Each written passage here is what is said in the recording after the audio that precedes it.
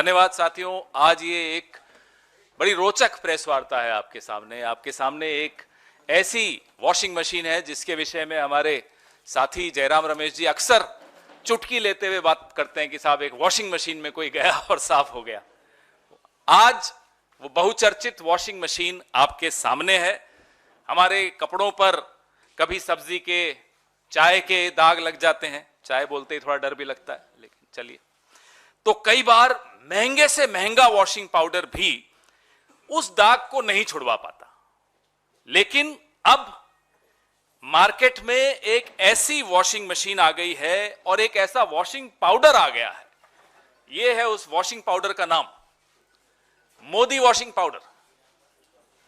जिद्दी से जिद्दी दाग हो, चाय का दाग हो, सब्जी का दाग हो, किसी भ्रष्टाचार का, रेल घोटाले का, खेल घोटाले का, निर्माण घोटाले का, सिंचाई घोटाले का, कोयले घोटाले का, चिटफंड का, कोई दाग हो, ये मोदी वॉशिंग पाउडर और ये बीजेपी की वॉशिंग मशीन, ये आपके सामने लाना आवश्यक था। देश जानना चाहता था, सब जानना चाहते हैं साहब ये कौन सी वॉशिंग मशीन आ गई मार्केट में। और इसकी कीमत मैं आपको बताता हूं, घबराइएगा मत सुनकर। 8,552 करोड़ की ये वॉशिंग मशीन है। ये इलेक्टोरल बॉन्ड से जो पैसा आया था, 8,552 करोड़ की वॉशिंग मशीन जिद्दी से जिद्दी दाग छुड़वाएगी। आप भी खरीद लीजिए, काम आएगी। कितना ही पुराना दाग हो, वैसे ये 10 साल पुराने दाग धोने में बड़ी एक्सपर्ट मानी जाती है। 2014 से पहले के जितने दाग हो, ना केवल ये तेजी से सफाई करती है, आप बहुत हैरान होंगे जानकर, इसमें एक स्पिन का बटन भी है। स्पिन, वो स्पिन का बटन अगर आप दबा दें तो फिर कोई घोटालेबाज वो राष्ट्रभक्त बन जाता है, स्पिन हो जाता है पूरा गोल। जो कल तक घोटालेबाज था आज वो राष्ट्रभक्त बन जाता है, ईमानदार हो जाता है। ये दूसरा बटन है, स्लो बटन। आप देखिएगा ध्यान से। स्लो बटन क्या है कि किसी जांच को धीमा करना हो, उससे पहले बात कर लो, बीजेपी में आ जाओ साहब, सब ठीक हो जाएगा, वो हाँ सोच रहा हूं कहेगा तो स्लो बटन में चला जाएगा, तो जांच धीरे हो जाएगी, कार्रवाई ढीली पड़ जाएगी, फाइल कहीं नीचे ईडी के ऑफिस में या सीबीआई के ऑफिस में कहीं नीचे चली जाएगी। यह इस मशीन का चमत्कार है, यह इस मशीन का जादू है, इसीलिए इसको जादुई मशीन कहा जाता है। फिर जब तक इस वॉशिंग मशीन में, अरे वो डालिए ना, ये वाली टी शर्ट जाती है, पहले देखिए इस पे जो लिखा हुआ है आप पढ़ रहे हैं, अब मैं इसमें ये डलवा रहा हूं। अरुण जी इसके अंदर डालिए और देखिए क्या निकल कर आता है। वहां भी दिखाइए, अच्छी तरह दिखाइए, पढ़िए इस पे क्या लिखा है भाई, उधर भी दिखाइए, सब जगह मांग है इस मशीन की। देखिए इस मशीन की कितनी मांग है। अब इसके अंदर डालेंगे अरुण जी, अरुण जी अब डाल दीजिए, सबने देख लिया। देखना क्या बोल रहा है, बोलो प्रेस कॉन्फ्रेंस जी। अब देखिए इसके भीतर से बटन दबाओ ना, स्पिन वाला दबाओ, सारे बटन दबाओ और निकालो, देखो क्या निकलता है।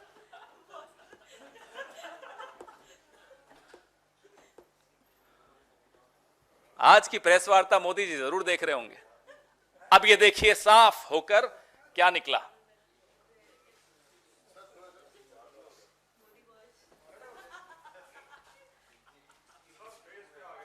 कोई बात नहीं, मेरा फेस इंपॉर्टेंट नहीं है, ये टी शर्ट इंपॉर्टेंट है। देख लिया आपने, तो ये जादू आपको दिखाया। आज की प्रेस वार्ता से पहले एक खबर छपी कि श्री प्रफुल्ल पटेल के खिलाफ सीबीआई ने मामला बंद कर दिया। आज से कुछ महीनों पहले प्रफुल्ल पटेल जी ने एनसीपी को तोड़ा, भाजपा के इस वॉशिंग मशीन के गठबंधन में शामिल हुए, इस वॉशिंग मशीन के अंदर गए और बाहर यूं निकल कर आ गए। ये प्रफुल्ल पटेल जी के साथ हुआ। ऐसे 21 उदाहरण हैं, अभी आपको मैं प्रेस रिलीज में दे रहा हूं। 21 उदाहरण। हिमंता बिस्वा शर्मा है, उसमें नारायण राणे है, उसमें अजीत पवार है, उसमें हसन मुशर्रफ है, उसमें छगन भुजबल है, उसमें अब अशोक चौहान जी भी उसमें। और आपको मैं एक एनेक्सर दिखाऊंगा। ये भाजपा ने आरोप प्रफुल्ल पटेल पर लगाए थे। ये देखिए, ये क्या आरोप थे? ये आरोप थे कि एयर इंडिया को लीज पर हवाई जहाज लेने की कोई जरूरत नहीं थी, लेकिन प्रफुल्ल पटेल जी ने, मंत्री जी ने जबरदस्ती फाइल मूव की और लीज पर, पट्टे पर हवाई जहाज लिए, जिससे 3000 करोड़ से ऊपर का नुकसान हुआ। और वो पैसा आरोप लगाया गया कि हमें मिला यूपीए की सरकार में। हमने उस वक्त सीएजी, क्या नाम है उनका, आजकल तो सीएजी के नाम भी लोगों को याद नहीं रहते, लेकिन उस वक्त के सीएजी का नाम तो सबको याद है, विनोद राय हुआ करते। कठपुतली थे, डोर जिसके हाथ में थी आज वो सत्ता में है। तो सीएजी ने अनाप शनाप लंबी चौड़ी उसमें टिप्पणियां की, आप लोगों ने खूब चलाई वो टिप्पणियां, और उन सब रिपोर्ट्स का लाभ लेते हुए आज नरेंद्र मोदी जी इसके ऊपर सवार होकर बैठे। या तो प्रफुल्ल पटेल जी ने भ्रष्टाचार नहीं किया, और अगर नहीं किया तो यह आरोप झूठे थे। नरेंद्र मोदी को माफी मांगनी चाहिए प्रफुल्ल पटेल से, यूपीए से, कांग्रेस से, इस देश के पत्रकारों से, इस देश के एक्टिविस्ट से, इस देश के तमाम उन नागरिकों से जिन्होंने उस रिपोर्ट को और नरेंद्र मोदी की बात को गंभीरता से लिया था। अगर वो ईमानदार थे तो ये आरोप झूठे थे। और मैं प्रफुल्ल पटेल जी से भी आग्रह करूंगा, हिम्मत दिखाइए, ठोक दीजिए मानहानि का दावा नरेंद्र मोदी पर, हिम्मत दिखाइए। अब तो क्या, अब तो आपके पास ये हो गया, अब तो आप साफ हो गए, अब थोड़े वापस से फाइल खुलेगी। और अगर ये आरोप सच्चे थे तो ये फाइल क्यों बंद हुई, ये केस क्यों बंद हुआ? दो ही चीजें हो सकती हैं, या सच था या झूठ था। झूठ था तो माफी मांगिए, सच था तो आपकी पार्टी में, आपके गठबंधन में वो क्या कर रहे हैं, फाइलें क्यों बंद हो रही हैं? ये सवाल जायज है, ये सवाल सिर्फ हम नहीं पूछ रहे, ये सवाल आपके मन में है, आप पूछ पाते हैं तो पूछ लेते हैं, नहीं पूछ पाते तो मन में रख लेते हैं, लेकिन ये सवाल देश का हर नागरिक पूछ रहा है। Every single Indian wants to know the charges levelled against people like mister Praful Patel, people like Mr. Ajit Pawar, people like Mr. Chhagan Bhujbal, were they right? If the charges were right, what are they doing in your alliance? Why are their cases being closed? And if the charges were wrong, why were they wrongly accused? Please apologize, Mr. Modi. तो ये आपके सामने, ये washing machine का जो हमने किया, सिर्फ ये दर्शाने के लिए किया कि एक के बाद एक आप देख रहे हैं कि किस तरह से मजाक उड़ाया जा रहा है, आप लोगों की पत्रकारिता का मजाक उड़ाया जा रहा है, क्योंकि आपकी पत्रकारिता ने इन आरोपों पर जमकर चर्चा की थी। इस देश की राजनीति का मजाक उड़ाया जा रहा है, इस देश के सीएजी का मजाक उड़ाया जा रहा है, इस देश की एजेंसीज का मजाक उड़ाया जा रहा है, इस देश के लोकतंत्र का मजाक उड़ाया जा रहा है। अब इस मजाक का अंत होना आवश्यक है, क्योंकि अब यह मजाक क्रूर हो गया। It's a cruel joke now. मतलब कोई इतनी बेशर्मी से कोई ऐसा कोई करे, कभी कभी इतिहास में इस देश ने नहीं देखा। तो दोस्तों, ये वॉशिंग मशीन हम आपको बेच नहीं पाएंगे, ना आप खरीद पाएंगे, क्योंकि 8,552 करोड़ की मशीन तो सिर्फ एक ही आदमी रख सकता है, उसका नाम नरेंद्र मोदी है। लेकिन इस वॉशिंग मशीन की बात आप लोग छापिएगा और दिखाइएगा जरूर, यह देश को जानने का हक है। और इस वॉशिंग पाउडर के विषय में भी आप जरूर लोगों को दिखाइएगा। आप सबको यह कॉपी दे रहे हैं, यह कॉपी आप संभाल के रखिएगा। ये इस लोकतंत्र में, ये आपके बच्चों को, आपके आने वाली नस्लों को जरूर दिखाइएगा कि एक दौर ऐसा आया था, एक वॉशिंग मशीन ऐसी आई थी, एक वॉशिंग पाउडर ऐसा आया था जो घोटालेबाजों को राष्ट्रभक्त बना देता था। जरूर बताइएगा। इससे अच्छी शिक्षा आप अपनी आने वाली नस्लों को नहीं दे पाएंगे। धन्यवाद। आपके सवाल इसी पर फोकस रखिएगा, बहुत महत्वपूर्ण है ये मुद्दा।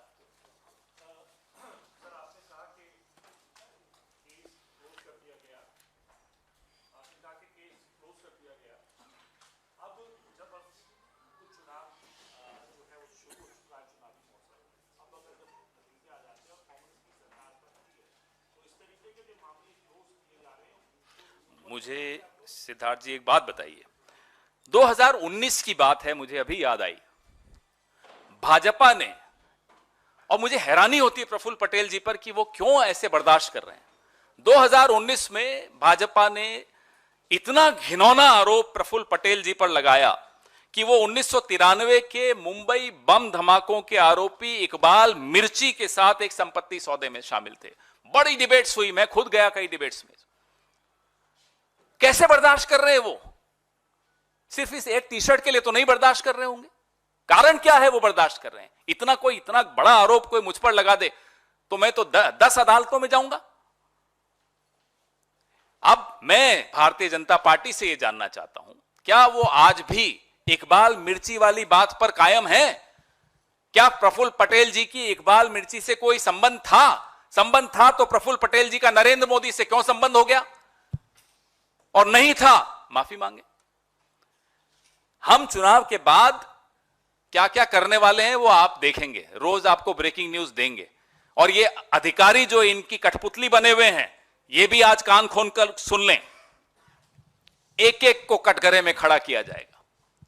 वो कितना ही आला अधिकारी हो, किसी भी एजेंसी का अधिकारी हो, जिस तरह से इस देश में मजाक बनाया जा रहा है एजेंसीज का, वो हम बर्दाश्त नहीं करेंगे। सरकार बदलने दीजिए, बहुत कुछ बदलेगा।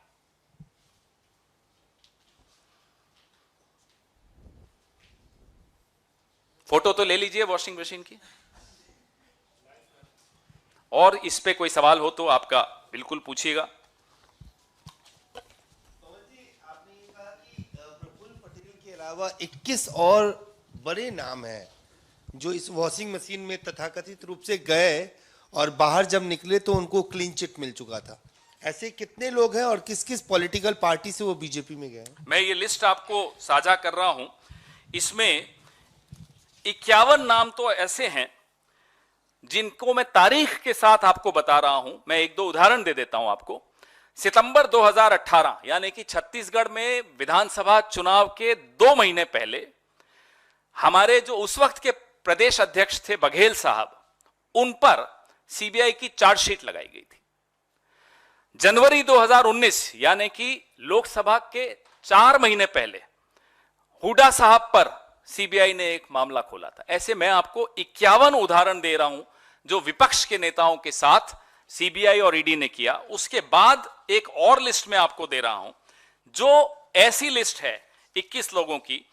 मुकुल रॉय से शुरू होती है जो टीएमसी से फिर चले गए, तो सीबीआई ने जो नारदा और शारदा स्कैम था उसका क्या किया पूछ लीजिएगा। शुभेंदु अधिकारी नंबर 2, नंबर 3 हिमंता बिस्वा शर्मा, नारायण राणे, मिथुन चक्रवर्ती, सोवन चैटर्जी, वाईएस चौधरी, सीएम रमेश, अजीत पवार, हसन मुशरिफ, प्रफुल्ल पटेल, छगन भुजबल, फिर 2 और हैं वाईएस जगन मोहन रेड्डी, वी विजय साई रेड्डी। ये सारे उदाहरण आपके सामने हैं।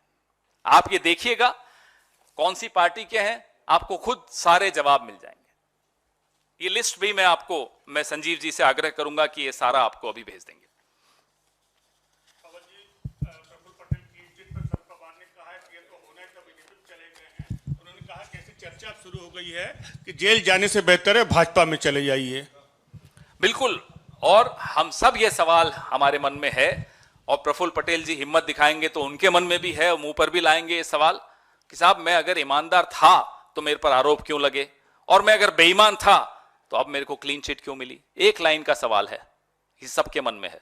शरद पवार जी बिल्कुल ठीक कह रहे हैं, ये बीजेपी में चले गए या उनके गठबंधन में चले गए तो ईमानदार हो गए, हमारे साथ थे तो बेईमान थे।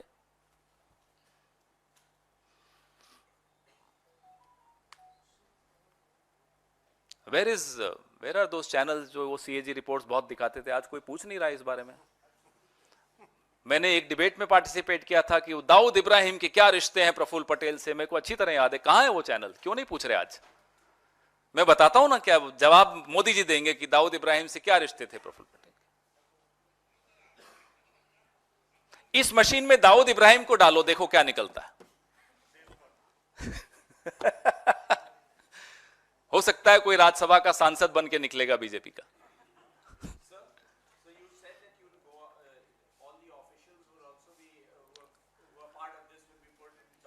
No one.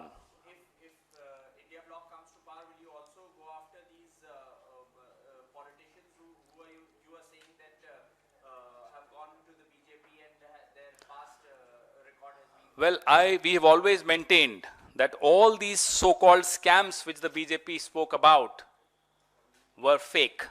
All the so-called reports that the so-called CAG called Minister Vinod Rai, who was a puppet in the hands of the current regime, were fake.